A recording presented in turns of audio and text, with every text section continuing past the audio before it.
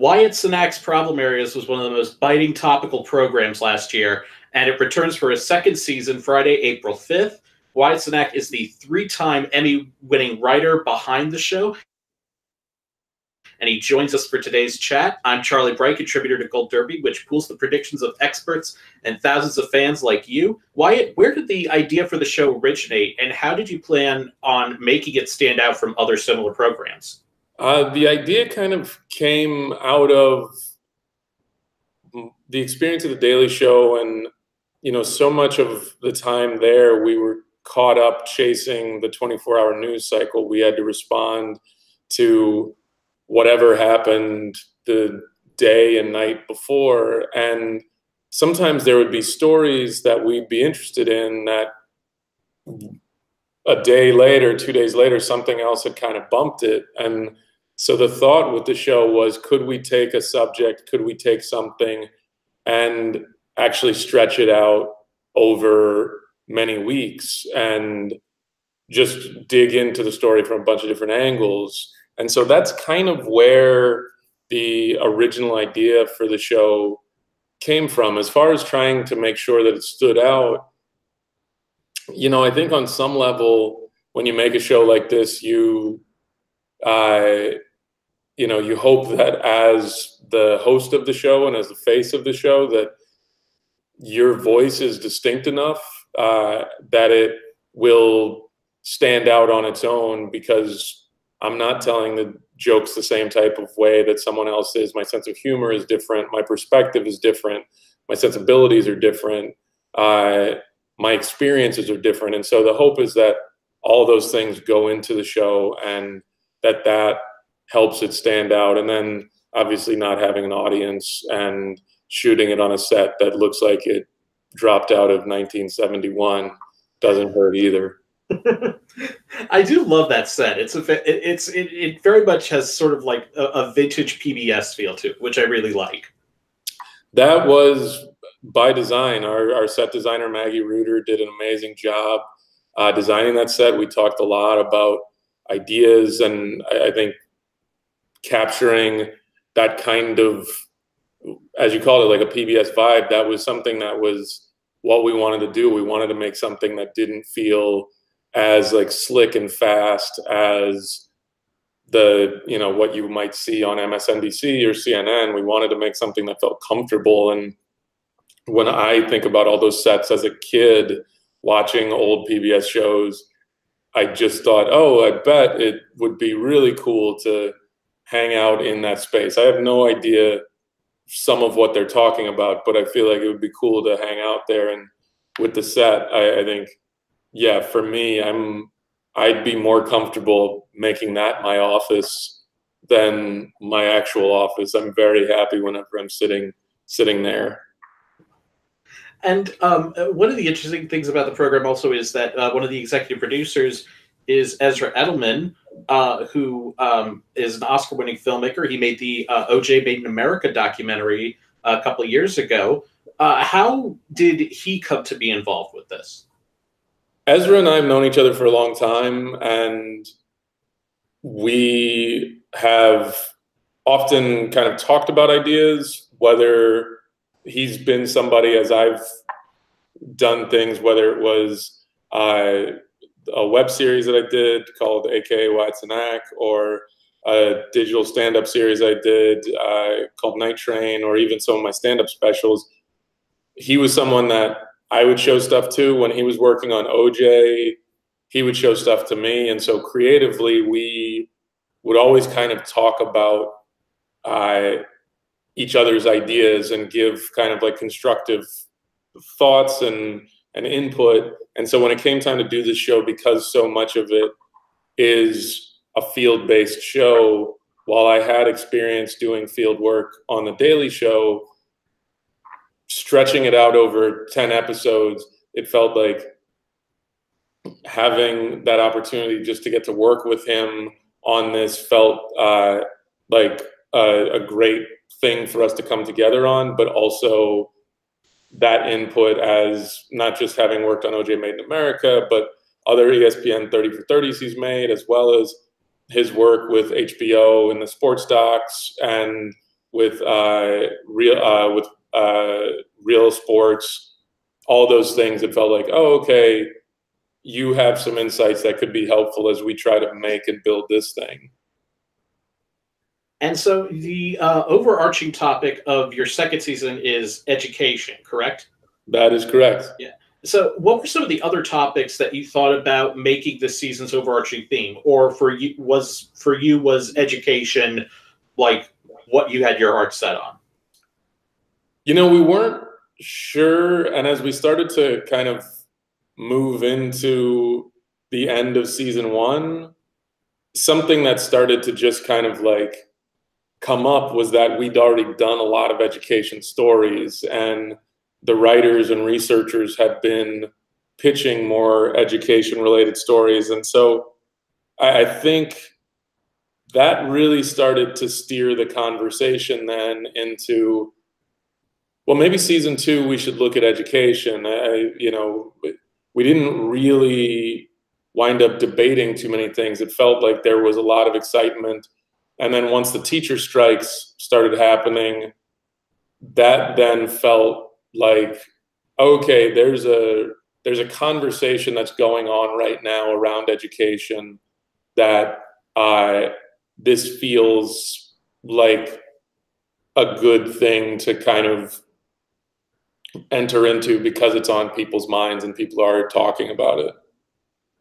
And one of the interesting things that I think is interesting about covering in education is that I think a lot of people, and I was wondering if you shared some of these sentiments, is that it feels like education is very much forgotten as a federal issue. It's usually thought of as an issue, usually like with states, when state legislative elections and governor's races are going on, and not so much on the federal level. And I don't think we've really had any major education proposals in recent years from many national candidates. Is that something that you found and that you found frustrating about covering that?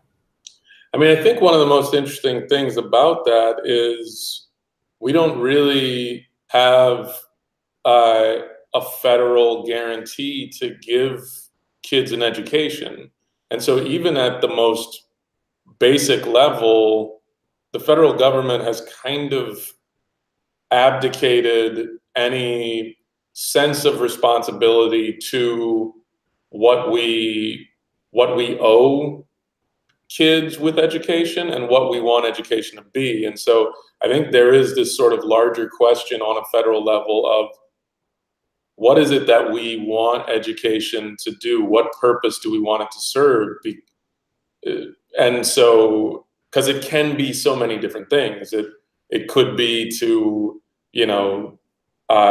just make sure kids don't get into trouble all day. It could be to, make good citizens. It could be to create a workforce. It can be many, many things. And historically, it has been many things. And so I think what I found myself noticing as we were working on this, and I think something that we talked about in the building, was just this idea that there is no real federal standard. From state to state, you have some sort of things where you'll say, we guarantee a child an adequate education, but no real definition of what adequate means.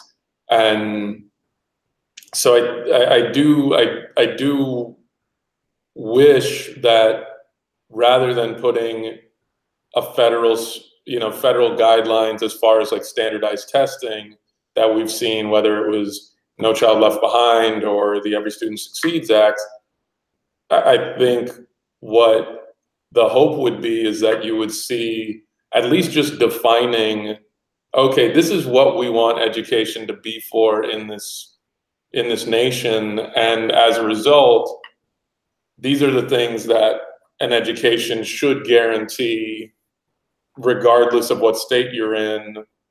And it's not about like, okay, you need to score these things on on some kind of a test, but that, right, we are making a national commitment to educating children from kindergarten or pre-kindergarten to 12th grade. And that education should look like, should be resourced like this, should provide this type of an education. And yeah, it would be interesting to see if politicians did start talking about some of that stuff more. I know that Kamala Harris has kind of started a little bit of a conversation around it, but it would be nice to see more politicians having that discussion on a national level, because it's an infrastructure thing. If we're talking, it's as valuable, if not more valuable, than our military, and we don't talk about it in the same way. There is not the same urgency to fund education as there is to, fund building a battleship or Space Force. Oh man, the Space Force. Yeah, no, it is it's insanely frustrating. And back to the show though, is there a particular segment or episode this season that you're very excited to see people's reactions to? I mean, I think there's a part of me that would say all of them, because I don't want people to just if I say the third episode, I don't want them to be like, well, I can skip 1 and 2. But I think there are a few that stand out to me. There's one that I really enjoyed, which was looking at school lunch, and I never really kind of given it much thought, but there was just something fun about kind of getting to go back into that and think about, right, what was school lunch for you, and what is school lunch, and just how valuable is school lunch, and the power of just a quality meal. And so you've gotten to do so much with your first season, now your second season with the show. You've gotten to go all over and see different things within the country, especially how things are mobilizing in the Trump era. And I was wondering, I want to start off with a positive question before I get to a darker question. Okay. What gives you the greatest hope for the country right now, in terms of what you've seen? I mean, I think what gives me hope is that in every city that we go to, there are people who are working and trying to make an educational system that can work for all students. And so I think what gives me hope is that we're going to these places and you see people who are doing that work, and they're doing it in interesting ways and innovative ways, and ways that I didn't know existed before I got there. And so seeing them do that work gives me hope, because it just shows me that in a time when it's easy to throw one's hands up in the air and say, it's hopeless, there are people doing it. And I think what I am hopeful for, or what I get hopeful for, is, okay, I went to this place and I saw this thing and that was really interesting. And then I went to a different city and what they're doing is interesting, but if I wish they knew about this thing I saw in this other city, and how do you connect those two people, and maybe that interesting thing that was in one city can spread to this other city. And that's how these things kind of grow, is when you put a little sunlight on them and let people see them for what they are, and then they may see them and say, oh, here's how you could make it better, or oh, that's really cool. How would we make that work for us? And so I think that's what gives me hope. Yeah. Now the dark question. Now the dark question. What in what you've seen in your travels for the show, what causes the greatest amount of despair? I think when you see how unequal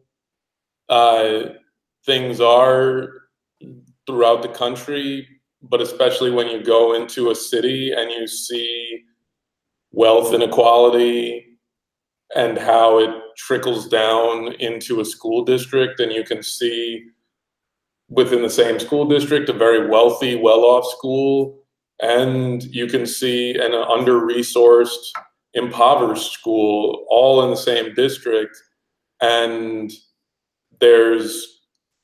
I think that seems frustrating when you can see just across the road that, oh, these people have it all and these don't. And I think when you think about it with education, that you're realizing that these are kids who they don't have any say over how much money their parents make, yet they are being either rewarded or punished for their, for what their parents' take home is, for, if they come from a family where a parent has been, incarcerated or killed or just is not in the picture, and now there's just a single parent trying to do the best they can, both to keep their head above water and take care of their children, that the child pays the cost for that. And they pay the cost in the access to a quality education. And because chances are they can't live in a particular neighborhood in a district that has the property values where that money can go to that school and that kid would have everything they need. Chances are they're not in that neighborhood. They're in a neighborhood where there aren't enough property taxes. And so they're just being, they are simply at the mercy of who they were born, whose family they were born into, and that access, we talk about that access when we think about, like, the wealthy sort of, the wealthy people of the world, the Donald Trump's children were all born into wealth. And, we talk about that level of sort of access that gives them, but to see it even on a public school level and to see it even amongst children who, aren't necessarily millionaires, but those kids who are better off or whose parents are better off, they have a much better chance of success and a quality education than those whose parents don't have those same resources. And that's the thing that I feel like is a shame. Well, hopefully this new season of the show will shine a light on that and will be further catalyst for some change on that front. Thanks very much, Wyatt Cenac, and we wish you all the best of luck on this year's Emmys. Everybody hit the like button to subscribe to our Gold Derby channel and click on our interviews through our Emmy playlist. Wyatt, thank you so much. Oh, what's that little thing there? Thank you. It's a little clock. Yeah. I love it. It looks like the robot from the Beastie Boys video. It does kind of. Yeah. I love it. Just a little clock. Yeah. Thanks, everybody. Thanks so much. Yeah.